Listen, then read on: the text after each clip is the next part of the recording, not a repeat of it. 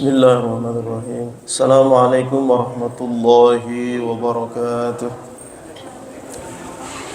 Alhamdulillah nahmaduhu wa nasta'inuhu wa nastaghfiruh wa na'udzu billahi min shururi anfusina wa min sayyiati a'malina. May yahdihillahu fala mudilla lahu wa may yudlil fala hadiya lahu. Asyhadu an la ilaha illallah wahdahu la syarika lahu wa asyhadu anna Muhammadan abduhu wa rasuluhu. Allahumma shalli wa sallim ala sayyidina Muhammadin wa ala alihi wa sahbihi ajma'in. Amma ba'du, farabbi shrah li sadri wa yassir li amri wa hlul 'uqdatan min lisani yafqahu qawli waftah masami'a qulubina li dzikrik wa a'inna ala dzikrika wa syukrika wa husni ibadatik. Bapak, Ibu jamaah Masjid Nurul Yakin dirahmati Allah Subhanahu wa taala, bil khusus orang tua kita, guru kita Buya Kyai Haji Ghazali Musannif mata'anallahu bi tuli hayati wa nafa'ana bihi wa bi ulumihi fid dharain amin. Orang tua kita Pak Haji Malik, orang tua kita yang lain, segenap DKM Masjid Nurul Yakin dirahmati Allah Subhanahu wa taala. Alhamdulillah, kembali kita bersyukur kepada Allah Subhanahu wa taala pada kesempatan subuh hari ini. Allah Subhanahu wa taala berikan kita kesehatan, nikmat iman, Islam, umur yang Allah berikan kepada kita sebagai modal utama kita. Mudah-mudahan Allah Subhanahu wa taala senantiasa memberikan keberkahan bagi umur kita, umur yang tersisa dalam kehidupan kita. Bapak dan Ibu sekalian yang dirahmati Allah, melanjutkan kajian kita kumpulan 40 hadis berdasarkan Al-Quran, arba'ina hadisan ala asasil Quran, yang mana pekan sebelumnya kita sudah membahas tentang al-iman wal ihsan wal islam wal iman wal ihsan. Ya, masuk dalam pembahasan ini ya, belum tuntas ya, belum selesai kemarin. Saya ulangi sedikit dari pembahasan iman, Islam, iman dan ihsan ya, yang kemarin dan sebelumnya kita bahas itu ya. Jadi perlu kita pahami bahwa secara bahasa namanya Islam itu adalah al-inqiyad ya, al-inqiyad wal khudu' wad dhul, artinya ketundukan dan kepatuhan. Nah, ketika disandarkan kepada syariat agama Allah ya, ini ada namanya Islamul Kauni, ada namanya Islamus Syar'i ya. Kalau Islamul Kauni itu artinya istislamu jami'il khalaiq li awamirillahi ta'ala al-kauniyah al-qadariyah ya. Artinya patuh dan tunduknya segala makhluk atau semua makhluk yang ada di alam semesta ini kepada Allah Subhanahu wa taala yang bersifat kauni dan qadariyah, bersifat ketetapan dari Allah Subhanahu wa taala. Sebagaimana Allah Subhanahu wa taala perintahkan kepada malaikat, maka seperti itulah yang harus dilakukan oleh para malaikat, yang ditentukan oleh Allah Subhanahu wa taala kepada tumbuh-tumbuhan, benda-benda padat, planet-planet yang ada di luar angkasa, yang semuanya ya, dan dikatakan dalam Al-Quran wasyamsu tajri li mustaqarrin laha dzalika taqdirul azizil alim, yang matahari ya, tajri li mustaqarrin laha, beredar pada porosnya masing-masing ya, dzalika taqdirul azizil alim, yang demikian itu adalah merupakan ketetapan Allah. Artinya semuanya patuh dan tunduk terhadap perintah Allah ya. Semua yang ada di alam semesta ini yang artinya Islamul Kauni ya. Sebagaimana dikatakan oleh Allah Subhanahu wa taala dalam Al-Qur'an, walahu aslama man fis samawati wal ard ya. Dan kepada Allah lah berserah diri man fis samawati wal ard, apa-apa yang ada di langit dan yang di bumi.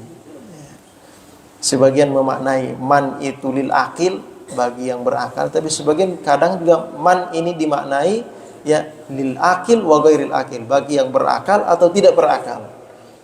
Nah, di sini karena dimaknai bahwa ketundukan semua yang ada di alam semesta ini, maka makna man di sini adalah lil aqil wa ghairil aqil. Ya. Tumbuh-tumbuhan, hewan, semua tunduk kepada aturan dan ketetapan Allah Subhanahu wa taala. Ya. Yang kedua adalah Islamus syar'i.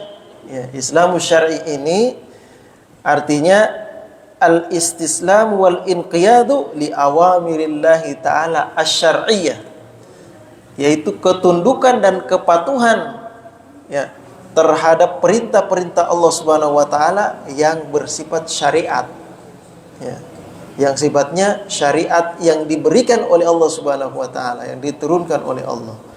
Nah, kalau secara umum ya, secara umum itu berlaku pada semua para nabi dan rasul. Ya. Islamus syar'i secara umum itu berlaku pada semua nabi dan rasul berdasarkan syariatnya masing-masing. Nabi Musa punya syariat yang Allah Subhanahu wa taala berikan, Nabi Isa punya syariat yang Allah berikan. Tetapi inti dari syariatnya itu adalah kepatuhan dan ketundukan kepada syariat itu. Ya.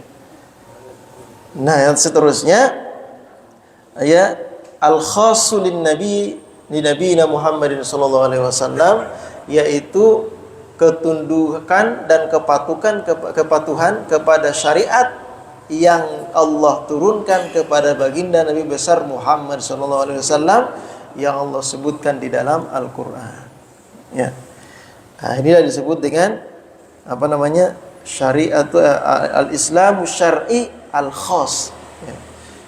Islam syariat secara khusus yang diberikan kepada baginda Nabi besar Muhammad. Tapi intinya semuanya nabi-nabi sebelum baginda Nabi besar Muhammad sallallahu alaihi wasallam semuanya namanya Islam. Ya. Islam artinya kepatuhan dan ketundukan kepada syariat Allah. Ya. Itu namanya Islam, tunduk dan patuh kepada syariat Allah. Apa yang disyariatkan Allah pada nabi-nabi sebelumnya, mereka wajib patuhi. Dan begitu pula apa yang disyariatkan Allah kepada baginda Nabi besar Muhammad SAW, maka semua umatnya juga wajib mematuhi. Ya. Seperti itu ya.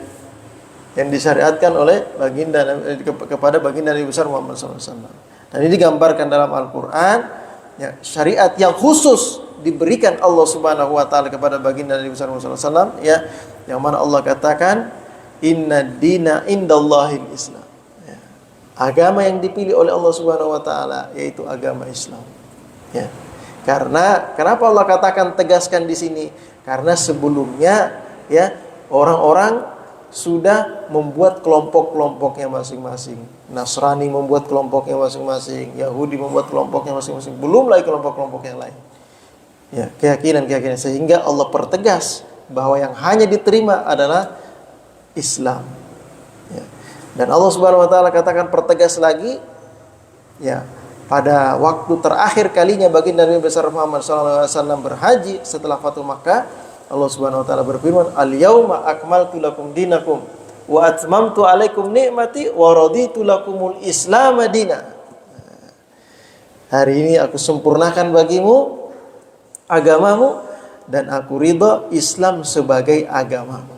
Artinya Islam inilah agama pilihan yang Allah Subhanahu wa taala tetapkan kepada baginda Nabi besar Muhammad sallallahu alaihi wasallam dan semua umatnya. Ya. Jelas saya kira-kira ya. Ya. Jadi kalau ditanya agama sebelum Nabi Muhammad itu agama apa? Islam juga. Makanya rata-rata Nabi Ibrahim mengatakan, la tamutunna illa wa antum muslimun. Ya. Islam juga, tapi syariatnya berbeda dengan syariat baginda Nabi besar Muhammad SAW. Islam ya sama Islam semua. Semua para nabi juga Islam semua. Islam artinya apa? Ketundukan dan kepatuhan terhadap syariat Allah. Berdasarkan syariat pada setiap nabi dan rasul. Ya. Itu artinya ya. Nah, kemudian kita masuk ke bagian rukun. Ya. Islam syar'i al-khas, Islam secara syariat yang khusus diberikan kepada baginda Nabi besar Muhammad SAW. Kita tidak perlu mempelajari syariat-syariat umat-umat terdahulu karena semuanya sudah diamandemen, dihapus ditetapkan, digantikan dengan hukum Islam yang dibawa oleh baginda Nabi besar Muhammad SAW. Jadi yang dulu-dulu udah nggak dipakai lagi. Walaupun sebagian ada yang diadopsi, ya, seperti ibadah kurban, ya, itu diadopsi dari baginda diadopsi dari Nabiullah Ibrahim, ya. Walaupun caranya berbeda. Begitu juga sunat itu, ya. Nah, jadi kita masuk ke bagian rukun, ya. Ada yang bertanya, sebenarnya rukun ini ada nggak sih dalam Quran? Nah, karena selama ini yang kita tahu, ya rukun itu, pembahasan tentang rukun itu ya adanya di hadis, ya, adanya di hadis Nabi, ya. Nah, jadi kita masuk dulu pembahasan tentang rukun dulu, ya, sebelum kita membahas secara detail, ya. Pertama yang perlu kita pahami, apa itu makna dari rukun, ya, apa perbedaan, ya, apa yang dimaksud rukun. Kadang-kadang kita rukun syarat gitu, apa maksudnya ini? Nah, rukun itu secara bahasa adalah al-qawaid atau al-asas, ya. Al-qawaid artinya tiang atau pondasi, itu artinya rukun, arkan, ya. Rukun itu mufradnya, kalau jamaknya itu namanya arkan, ya. Secara syariat yang disebut dengan rukun itu adalah al-usus wad-da'aim allati yambani 'alaiha syai' wa la yatimmu biduniha. Ya. Atau dalam definisi lain, ma yatawaqqafu 'alaihi wujudu syai' wa huwa dakhilun fihi kal umuril lati yatawaqqafu 'alaiha sihhatul i'tiqad. Yang disebut rukun itu adalah segala sesuatu, ya, yang menentukan adanya sesuatu yang lain. Hal ini dikatakan ada kalau ini ada. Ini bisa dikatakan terjadi kalau ini sudah dilaksanakan. Ya, gitu. Kayak mobil. Ya. Mobil bisa jalan, gimana cara biar bisa jalan? Ya, kudu ada bannya dulu. Kalau kagak ada bannya gimana? Didorong. Ya. Rumah bisa berdiri, kudu ada apa dulu? Kudu ada landasannya dulu, pondasinya dulu. Ya, tiba-tiba bikin dinding aja, ini gak lama runtuh, roboh nih. Gak kuat, gak kokoh. Ya. Jadi kudu ada landasannya dulu, pondasinya dulu. Ya. Nah, begitulah ketika kita masuk ke dalam agama Islam, ada hal-hal yang bersifat fundamental, ya, yang bersifat asas, landasan atau dasar dari keislaman kita apa gitu. Nah, inilah kalau itu tidak dilaksanakan, maka keislaman kita ini tidak diakui. Ya. Kalau itu kita ingkari, maka keislaman kita ini tidak diakui. Ya. Nah, jadi istilah rukun ini mulai populer sebenarnya itu pada zaman Al-Imam Muslim, Al-Muslim Ibn Hajjaj, ya, yang menulis Sahih Muslim, ya. Yang mulai populer pada karena beliau membuatkan bab, ya. Tapi di dalam Al-Quran sendiri tidak disebutkan rukun-rukun Islam itu ini, ya. Ya. Tetapi isyarat kewajiban-kewajiban dari bagian-bagian rukun-rukun itu sudah diisyaratkan dalam Al-Quran, ya.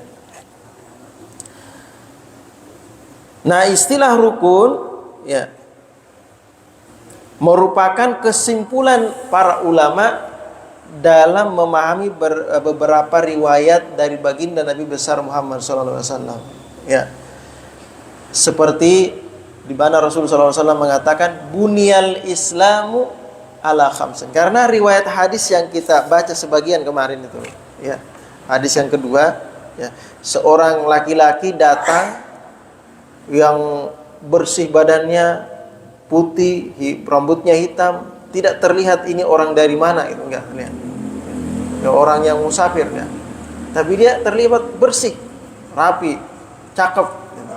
Datang ke hadapan Nabi, kemudian bertanya, apa itu Islam?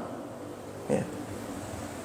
Dia tidak bertanya apa itu rukun Islam. Dia tidak menyebutkan rukun, tapi dia hanya bertanya apa itu Islam. Ya. Rasulullah menjawab, Islam itu antasyhadu an la ilaha illallah wa anna muhammadar rasulullah wa tuqimas shalah wa tu'tiyaz zakah wa tasuma ramadan wa tahujjal bait. 5 disebutkan oleh baginda Nabi. Baginda Nabi pun tidak mengatakan rukun Islam, enggak. Ya. Tapi dalam riwayat lain Rasulullah SAW mengatakan bunyal Islam. Bunya itu artinya dibangun agama Islam ini ala khamsin, atas 5 perkara. Nah, itu tadi syahadat. Dan Rasulullah tidak mengatakan arkanul Islam. Rasulullah hanya mengatakan bunya. Bunya itu artinya dibangun. Ya. Dalam riwayat lain Allah Subhanahu wa taala, Rasulullah SAW mengatakan, ya, bunyal Islamu ala khamsi da'aim. Dibangun Islam ini atas 5 pondasi, 5 tiang. Nah, dari istilah bunia inilah, istilah da'aim ini, bangun bunia itu artinya bangunan. Bangunan itu kudu ada landasannya, ada pondasinya. Ya, rumah itu kalau rumah batu ada pondasinya. Kalau rumah kayak di Sulawesi ini, ada daerah-daerah tertentu, ya, cuma pakai tiang, rumah kayu, cuma pakai tiang, ya. Itu ya udah ada tiangnya juga, ya. Kalau di Kalimantan itu tiangnya cuma setengah meter biasanya. Kalau di daerah-daerah Sulawesi, daerah pinggir-pinggir laut itu tiangnya bisa sampai 2-3 meter, ya. Orang bisa berteduh di bawahnya, ya. Yang intinya ada tiang gitu, ya. Ada tiang, gimana bikin atapnya kalau nggak ada tiang? Gimana pasang dindingnya kalau nggak ada tiang gitu, ya. Nah, dari sinilah diistimbat atau dipahami oleh para ulama. Kemudian para ulama menetapkan, oh kalau begitu istilah bunya ini, da'aim ini kita istilahkan dengan istilah rukun. Rukun, asas, dasar atau pondasi. Ya. Nah, sehingga berdasarkan riwayat hadis tadi, ya, dan juga keterangan dari beberapa ayat-ayat dan surah-surah di dalam Al-Quran, ya, ditetapkanlah bahwa rukun Islam itu ada 5 pondasi utama. Walaupun nanti ada yang lain yang juga harus diyakini, ya, yang juga harus dilaksanakan. Kalau tidak dilaksanakan atau diingkari, kita tidak akan masuk dalam Islam, kita keluar dari Islam, ya. Nah, jadi rukun-rukun ini kemudian ditetapkan berdasarkan kesepakatan para ulama. Ditetapkanlah rukun Islam itu ada 5. Yang pertama, ya, asyhadatain, syahadat. Dari mana landasan syahadat ini? Kok Rasulullah mengatakan rukun Islam itu adalah yang pertama adalah syahadat? Kenapa Rasulullah mengatakan demikian? Sedangkan Al-Quran tidak menyebutkan secara spesifik bahwa untuk masuk Islam harus bersyahadat. Tidak ada secara spesifik seperti itu dalam Al-Quran. Nah, tetapi di dalam Al-Quran Allah Subhanahu wa taala mengisyaratkan, ya, bahwa di mana Allah Subhanahu wa taala berfirman, syahidallahu annahu la ilaha illa huwa wal malaikatu ulul ilmi qa'iman bil qist, ila akhir ayat. Allah Subhanahu wa taala mengatakan, syahidallah, Allah persaksikan bahwa tiada Tuhan yang berhak disembah kecuali Allah. Ya. Allah persaksikan. Nah, dari sini, oh berarti kita wajib, karena Allah persaksikan bahwa tidak ada yang berhak disembah kecuali Dia, maka kita pun sebagai makhluknya, karena kita berislam kepada Allah, berislam itu artinya tunduk dan patuh, maka kita harus menyembah Dia. Ya. Maka yang pertama, asas yang pertama adalah bersaksi bahwa tidak ada Tuhan selain Allah. Nah, gitu. Kemudian dalam ayat lain Allah Subhanahu wa taala berfirman, fa'lam annahu la ilaha illallah wastaghfir lidzambik. Ya. Untuk memeluk agama Islam, ya, Allah Subhanahu wa taala katakan dalam Al-Qur'an, fa'lam, ketahuilah bahwa tidak ada yang berhak disembah kecuali Allah, dan mintalah ampun kepada Allah Subhanahu wa taala atas dosa-dosa. Ya. yang telah lampau dulu menyembah berhala, dulu menyembah majusi, menyembah api, ya.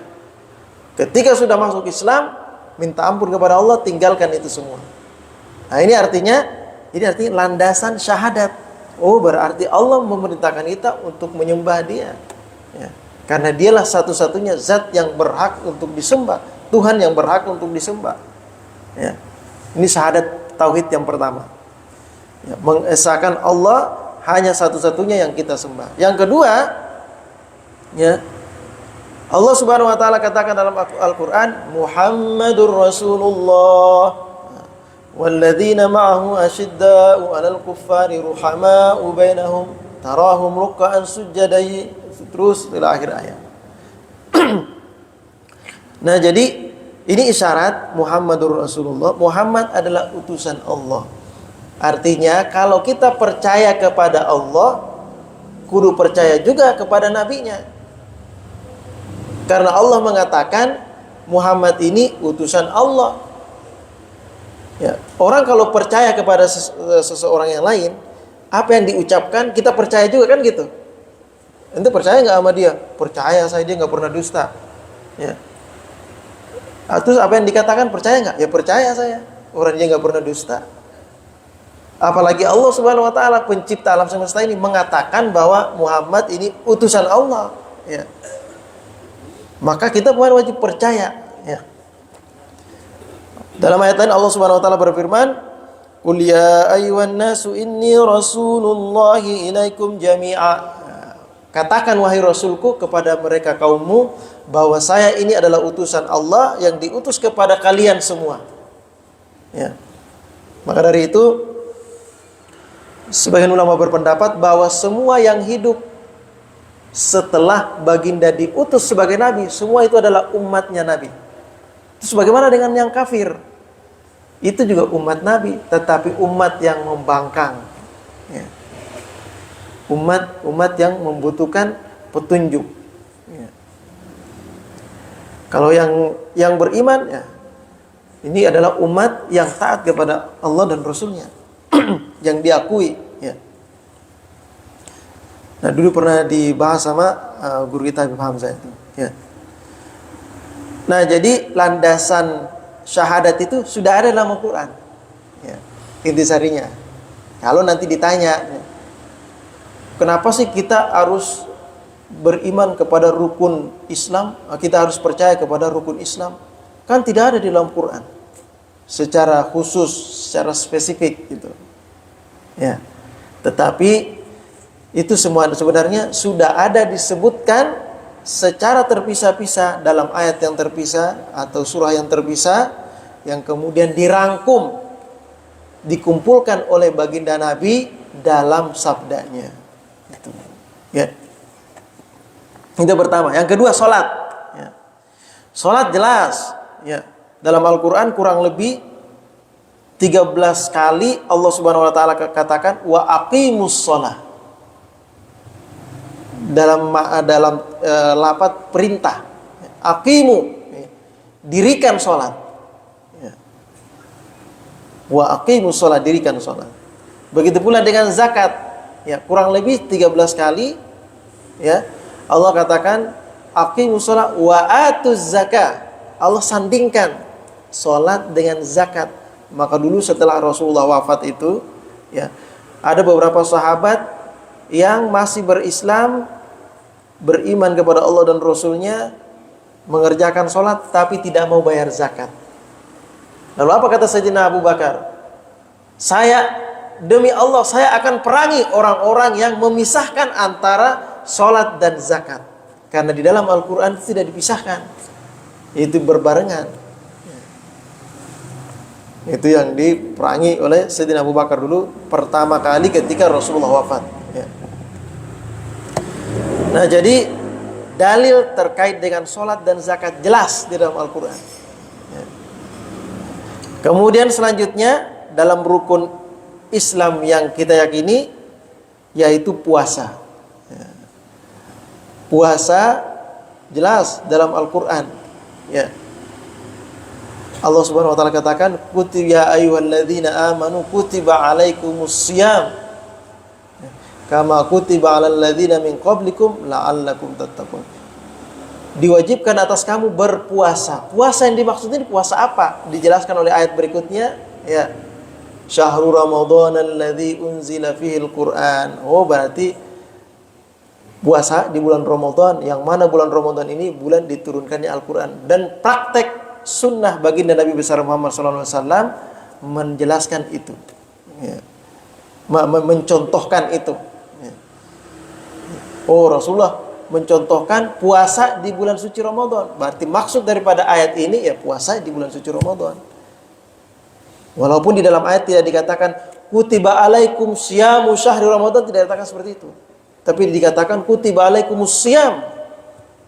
Berpuasa, puasa apa dan kapan tidak disebutkan. Tapi disebutkan pada ayat berikutnya. Ya. Dan praktek baginda Nabi itu menunjukkan bahwa pelaksanaan ibadah puasa ini dilaksanakan pada bulan Ramadan, mulai dari terbit fajar hingga terbenam matahari. Itu ya. Nah, kemudian selanjutnya, ya, haji, berhaji. Ya. Allah Subhanahu wa taala katakan dalam Al-Qur'an, "Walillahi 'alan nasi hajjul baiti man istata'a ilaihi sabila." Jelas, walillahi dan bagi Allah, 'alan nasi kewajiban atas manusia. Ya. Hajjul baiti berhaji. Dijelaskan kewajiban hajinya seperti apa? Man istata'a ilaihi sabila. Orang yang sudah mampu dalam perjalanan. Mampu dari segi fisik, mampu dari segi finansial, dan mampu dari segi administratif. Kalau sekarang kan administratif, sekarang ada tambahannya. Ya. Walaupun sehat, punya duit, tapi dari secara urutan, ente belum bisa, ente 20 tahun lagi baru bisa, karena lagi ngantri gitu. Ya udah, secara administratif ya seperti itu. Ya. Nah ini ya, ini landasan keislaman kita yang 5 ini, ya, yang diperkuat dengan riwayat baginda Nabi besar Muhammad SAW tentang rukun Islam. Ya. Barang siapa yang mengingkarinya, ini kan dasar. Barang siapa yang mengingkarinya, satu saja yang diingkari, maka keislamannya tidak dianggap. Ya. Alias dia keluar dari Islam. Barang siapa yang tidak tunduk dan patuh dalam melaksanakannya, maka dia keluar dari Islam. Pendapat yang keras, walaupun dia malas, keluar dari Islam kalau nggak mau sholat. Ya. Tapi pendapat jumhur ulama mengatakan, selama dia masih meyakini bahwa sholat itu wajib, zakat itu wajib, puasa itu wajib, berhaji itu wajib, selama dia masih meyakini itu, maka dia masih tetap Islam walaupun dia malas melaksanakan sholat. Sholat cuma hari Jumat doang. Masih disebut Islam nggak? Muslim nggak? Masih, selama dia tidak mengingkari. Tapi kalau dia sudah mengingkari, sholat itu kan nggak perlu. Yang penting mah hatinya ingat Allah. Wah, gitu kata dia. Makanya ada di aliran tuh di Kalimantan tempat saya dulu, ada istilah orang udah hatam sholat. Hatam sholat artinya apa? Udah gak sholat lagi dia. Alirannya hatam sholat. Pernah suatu waktu ditanya, "Ente kenapa gak sholat Jumat?" Lah kan sholat Jumat mah itu mah cuma ritual doang. Intinya mah kan ingat pada Allah. Kan Allah katakan, "Idza nudiya lis-sholati min yaumil jum'ah fas'au ila dzikrillah." Bersegeralah kalau dipanggil sholat pada hari Jumat, bersegeralah untuk mengingat Allah. Bukan bersegera untuk sholat. Dia memahami begitu dia. Padahal praktek yang dicontohkan oleh baginda Nabi ketika azan dikumandangkan, bersegera melaksanakan sholat Jumat sebagai wasilah untuk mengingat Allah. Itu prakteknya seperti itu. Walaupun teks Qur'annya pas'au ila dzikrillah, dzikri ini maknanya sholat Jumat di sini. Karena praktek Nabi, sunnah Nabi mencontohkan seperti itu. Ya. Bukan ingat Allah doang. Nah, jadi tidak ada itu ajaran-ajaran khatam sholat, nggak ada. Ente masih sholat aja. Nah, saya mah udah khatam, wah nggak ada begitu. Ya. Sampai akhir hayat kewajiban sholat itu tetap ada. Dan kewajiban sholat itu tetap ada madama aqluhu sabitan. Selama akal manusia itu masih ada, sholat tetap wajib. Yang tidak wajib sholat hanya yang tidak berakal atau tidak sempurna akalnya. Makanya bayi tidak sah sholatnya, ya, kecuali dia sudah mumayyiz. Mumayyiz itu artinya dia sudah paham dan mengerti, baru dia sah sholatnya. Ya. Makanya orang pikun udah nggak wajib sholat. Kenapa? Dia akalnya sudah nggak sempurna. Dia sholat terus udah 10 rakaat masih aja udah sempurna, akalnya udah lupa dia. Ya. Orang mabuk tidak wajib ketika sedang mabuk. Kenapa? Lagi nggak ada akalnya. Ya. Selama akal itu masih ada, maka wajib sholat. Bagaimana dengan orang ini, Ustaz? Orangnya sudah stroke, badannya semua nggak bisa gerak. Bagaimana itu? Wajib sholat nggak? Masih waras nggak? Artinya akalnya masih ada nggak? Masih connect nggak kalau diajak ngobrol? Masih. Ya udah sholat wajib berarti. Terus bagaimana sholatnya? Ada caranya dalam agama. Ya. Sampai dalam agama itu, kalaupun sampai kelopak matanya tidak bisa bergerak, kewajiban sholat masih ada selama masih sadar. Ya, dalam hatinya berarti. Ya, sholatnya itu. Nah ini ya, kewajiban dalam secara landasan dari agama kita. 5 hal ini. Apakah cukup 5 ini saja kita imani, kita yakini, atau kita laksanakan, kemudian yang lain tidak perlu kita laksanakan? Belum cukup. Ya, belum cukup. Kenapa? Ada orang misalnya, dia bersaksi tiada Tuhan selain Allah, melaksanakan sholat, ya, kemudian melaksanakan zakat, puasa, haji, tapi dia mengatakan zina itu halal.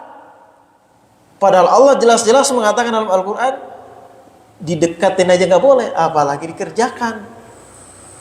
Atau dia mengatakan riba itu halal.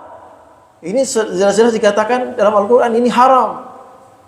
Ya, segala sesuatu yang jelas dikatakan oleh Allah dalam Al-Quran tentang keharamannya, tentang larangannya, lalu dia mengatakan itu tidak benar, ya, itu boleh saja dilanggar, maka dia sudah keluar dari Islam. Ya. Yang 5 tadi itu sudah hal yang pokok yang sudah harus dikerjakan. Ya. Adapun tambahan yang lain, yaitu melaksanakan semua perintah Allah yang bersifat lazim, yang bersifat harus dikerjakan, ya, dan menjauhi semua larangan Allah yang bersifat lazim, yang harus dikerjakan. Kalau diingkari, maka kita keluar dari Islam. Ya. Kalau kita mengingkari, keluarlah kita dari Islam. Ya. Nah, ini apa namanya? Fatalnya itu ya. Ya, perlu kita pahami. Ya. Nah, kalau begitu, kalau kita misalnya sudah meyakini, bersaksi tiada Tuhan selain Allah, Muhammad adalah utusan Allah, melaksanakan sholat, zakat, puasa, kalau ada rezeki kita berhaji, dan sudah ada kesempatan, ya. Apakah kita sudah aman dan tidak akan keluar dari Islam lagi? Belum. Ya. Belum. Pertama, pastikan dulu kita ini tidak mensyirikatkan Allah, ya. Tidak melakukan kesyirikan. Apa itu kesyirikan? Menduakan Allah dalam segala hal, ya. Menduakan Allah dalam segala hal maksudnya, ada orang yakin bahwa tidak ada yang disembah selain Allah. Ada orang yakin seperti itu, melaksanakan sholat, zakat, puasa.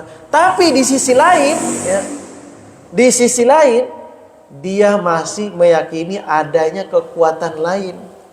Contoh, ini hal yang kecil doang nih.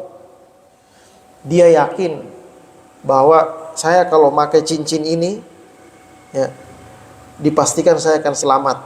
Ini cincin ini, saya ini penyelamat, ini cincin saya ini.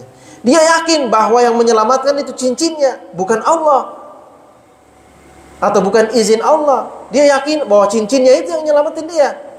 Dia punya jimat misalnya, ditaruh di dompet. Ini dompet saya gak boleh ketinggalan ini. Ini kalau ketinggalan ini bahaya urusannya. Dia yakin bahwa karena jimatnya itu dia bisa selamat, maka dia sudah syirik. dia sudah menduakan Allah dari segi masyiatillah, ya.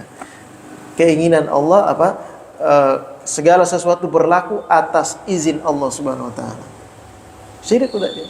Walaupun dia sholat, ya, udah batal, Islamnya batal. Dia harus bersyahadat lagi. Ya. Ini berbeda dipahami ya. Dia sih sudah bersyahadat, tapi dia meyakini ada kekuatan lain, udah syirik. Ya. Ini hati-hati ini satu. Ini yang bisa mengeluarkan kita dari Islam. Ya. Ini banyak sekarang kan kalau laki-laki mah cincin gitu kan. Gitu. Hah? Handphone ketinggalan pulang lagi. Bela-belain sampai masbuk dia sholatnya. Aduh. Itu makanya enggak sampai keyakinan kan itu kan. Ya. Kebutuhan berlebihan banget, cinta banget sama handphonenya, iPhone lagi ya kan gitu. Ya. iPhone-nya nggak hilang, nggak kelihatan, dicari-cari, giliran sholatnya hilang, nggak dikodok, nggak panik ya. Nah, yang pertama, yang kedua, ya. Kekufuran, ingkar, kafir, ingkar, mengingkari kewajiban yang diwajibkan Allah atau mengingkari larangan yang Allah larang. Ini bisa membawa kepada kekufuran yang bisa mengeluarkan seseorang dari Islam. Ya. Jangan sampai kita ketika ada yang hal-hal yang diwajibkan oleh Allah lalu kita katakan itu mah nggak wajib. Sampai pada itikat kita itu benar-benar tidak wajib, kita ingkari, udah keluar kita dari Islam. Atau hal-hal yang Allah larang, kita katakan ini mah nggak apa-apa, boleh-boleh aja. Dan kita percaya dan kita yakini itu boleh-boleh saja menurut kita. Padahal itu jelas-jelas dilarang oleh Allah. Udah keluar dari Islam. Ya. Minuman keras udah gak apa-apa lah dikit-dikit ini. Ya. Ya Allah gak katakan dikit boleh, enggak. Pokoknya minuman keras dikit banyak gak boleh gitu. Ya. Hurrimat alaikumul maitatu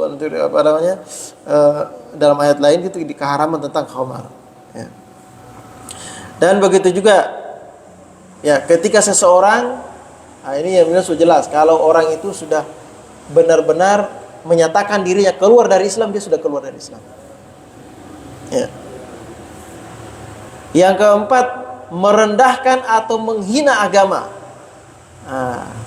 Merendahkan atau menghina agama kita. Ya.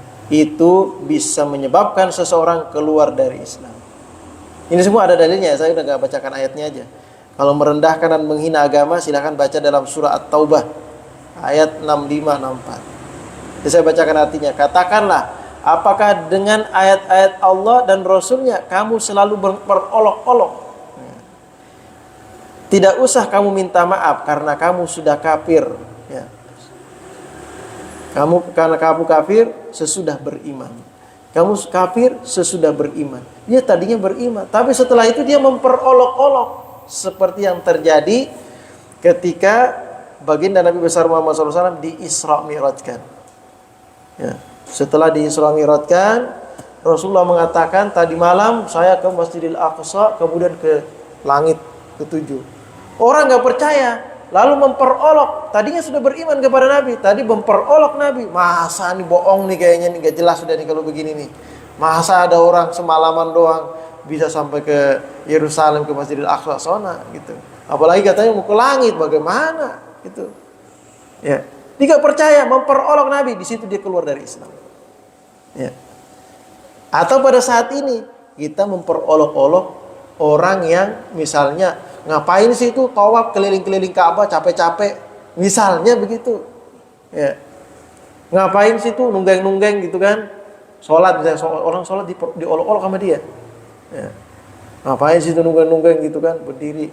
Atau misalnya ada dulu tuh orang jadi candaan, ini bahaya nih. Orang pakai mukena dibilangin ngapain sih itu main pocong-pocongan. Dia memperolok-olok agama. Kalau itu sudah sampai pada tahap menghina, bisa dikeluar dari Islam. Ya. Orang pakai mukena, orang zaman dulu kan mukenanya putih-putih semua ya kan. Sekarang doang model-model udah banyak bunga-bunga, warnanya beda-beda gitu. Kalau zaman dulu semua putih-putih, jadi polok-olok sama dia. Ngapain sih itu main pocong-pocongan, misalnya gitu. Kalau ini sudah tanpa menghina agama, udah dia sudah keluar. Ya, jadi bahaya ya. Ya. Itu bisa menyebabkan kita keluar dari Islam. Atau misalnya kemunafikan. Berikutnya kemunafikan. Seperti apa yang dilakukan oleh orang-orang munafik di zaman Nabi. Dia sudah keluar dari Islam. Pada hakikatnya dia sudah keluar dari Islam. Kalau secara zahir dia menampakkan keislamannya, tapi secara batin sebenarnya dia tidak percaya. Sama halnya dengan Islam KTP pada saat ini. Secara zahir KTP-nya mau Muslim, tapi sebenarnya dia nggak mau sholat. Ya. Bukannya nggak mau karena malas, dia nggak percaya gitu. Ngapain sih sholat? Ya. Yang penting kita berbuat baik mah Allah pasti tahu lah. Begitu kata dia. Ada orang sekarang itu begitu. Ya. Yang penting saya percaya ada Tuhan lah. Ngapain sholat? Yang penting kita berbuat baik, Allah pasti tahu lah apa kebaikan ini. Lah kalau dia mengatakan sholat itu gak wajib, dia keluar dia dari Islam. Ya. Nah, ini hati-hati ini ya. Ada model-model begitu sekarang banyak.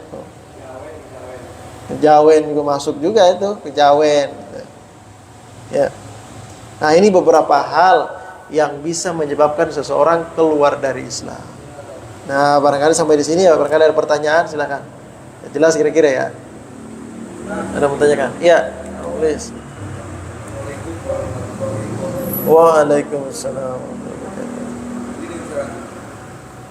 Ada kata taubat, ada kata ampunan. Ya. Ini mohon pencerahan Ustaz. Mungkin kalau ampunan orang itu sudah yang melaksanakan ibadah-ibadah yang dilakukan kalau taubat, kemungkinan orang itu belum beribadah.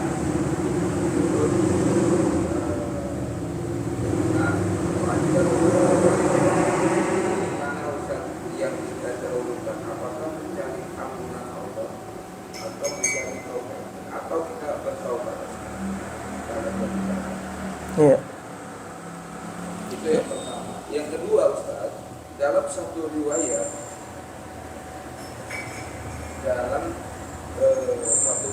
Nabi Muhammad itu tentang pengasuh Nabi Muhammad itu kan Halimah Sa'diyah.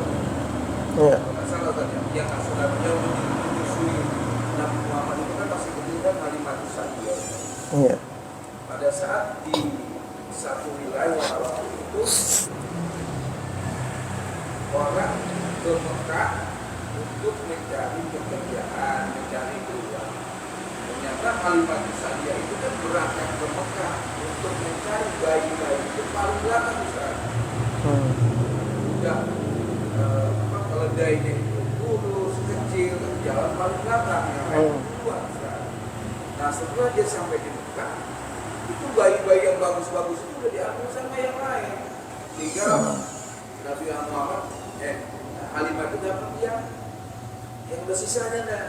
Ternyata sisa itu yang paling bagus Nabi Muhammad, kan gitu ya. Dia paling ke belakang, padahal berlomba-lomba dalam mengejar kebaikan gitu. Ternyata dia paling belakang. Apa kayak gitu tolak belakang apa tidak? Mohon pencerahan saja. Assalamualaikum warahmatullahi wabarakatuh. Ya, baik. Nah, pertanyaan menarik juga ini. Ya.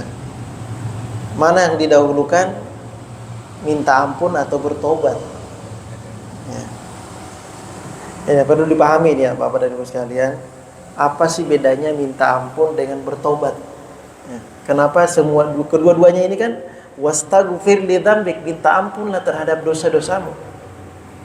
Tapi Allah ingin wa atubu ilai, dan bertobatlah kepadanya. Artinya di antara tahapan untuk bertaubat kepada Allah, ya, itu minta ampun dulu. Minta ampun itu istighfar, kita mohon kepada Allah, ya Allah ampuni dosaku. Ya. Apakah ketika kita bertobat Allah sudah meminta ampun, Allah sudah ampuni dosa kita?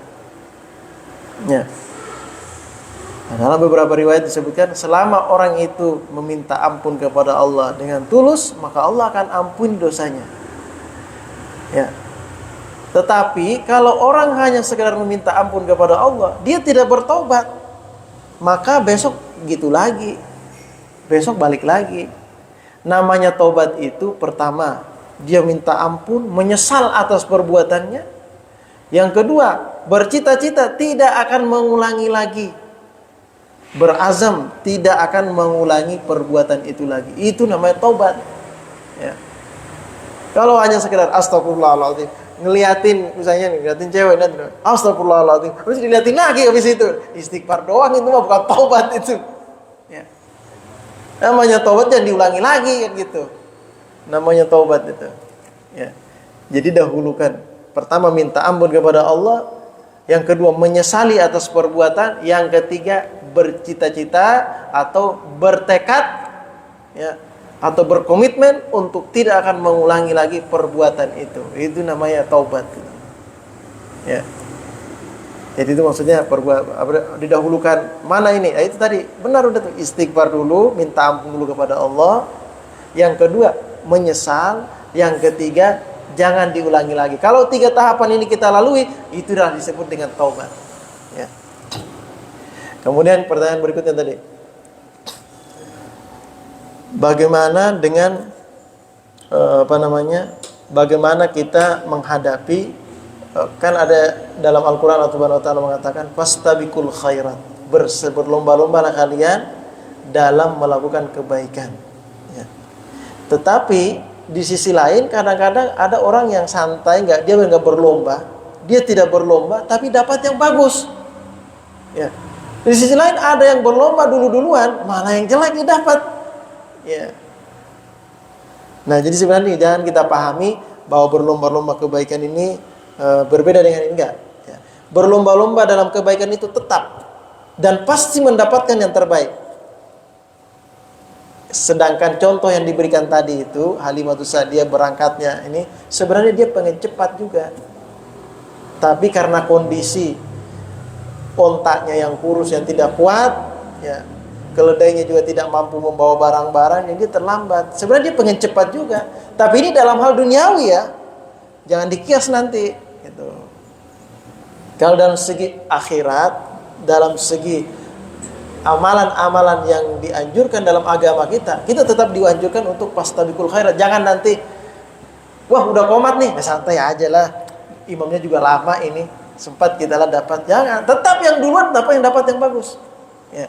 Mana lebih afdol, duluan bertakbir, ya, ketimbang orang yang udah mau ruku baru dia naik, kayak orang salat tarawih tuh.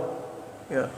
Pas waktu jadi imam udah naik berdiri ya kan, baca Fatihah, ini masih nongkrong di bawah dulu, nungguin dulu. Pas imam sudah baca surah, baru dia berdiri naik. Mana lebih besar pahalanya? Ya lebih besar pahala yang lebih duluan, yang lebih banyak. Ya. Karena dia lebih lama bersama dengan imam, lebih lama dalam sholatnya. Ini bentar doang. Gitu.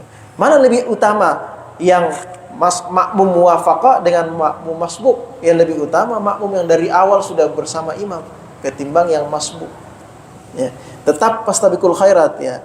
Bagaimana dengan yang bersifat duniawi? Hal-hal yang bersifat duniawi itu tergantung dengan ketulusan dan keikhlasan kita, dan itu diatur oleh Allah Subhanahu wa taala. Tidak ada yang tahu. Ya. Disesuaikan oleh Allah Subhanahu wa taala. Kalau kita paling duluan tapi kita sudah mainnya sudah sikut-sikut kanan kiri gitu kan, duluan tapi sikut kanan kiri, ya bisa jadi Allah kasih yang paling jelek. Ada yang belakangan terzolimi, ya, tetap dia bersabar, bisa jadi itu yang terbaik yang diberikan Allah. Ya. Dia yang mendapatkan kebaikan. Ya. Nah, kita tidak tahu, itu rahasia dari Allah Subhanahu Wa Taala. Yang jelas, ya, bahwa yang akan Allah berikan kepada kita yang terbaik itu Allah bagi orang-orang yang fastabiqul khairat dan dibarengi ketakwaan. Sama tuh orang yang lagi berlomba cium hajar aswad. Lomba pengennya nyium hajar aswad, kanan kiri disikut, orang ditendang gitu. Ya. Gimana kira-kira itu? Ya, orang ditendang kanan kiri disikut, ya. Orang sampai jatuh disikut sama dia. Udah jatuh diinjak sama dia buat mencium ke dalam kan gitu. Gitu. Dapat nggak keabdalan cium hajar aswad? Dicium doang. Ya. Tapi kezoliman dia yang dia lakukan di hadapan Ka'bah itu berbahaya. Ya, dia menzalimi orang dari situ. Ya. Gitu ya, perlu dipahami. Ya kurang lebih seperti itu, Pak. Ada pertanyaan lagi? Ya. Oh. Ya.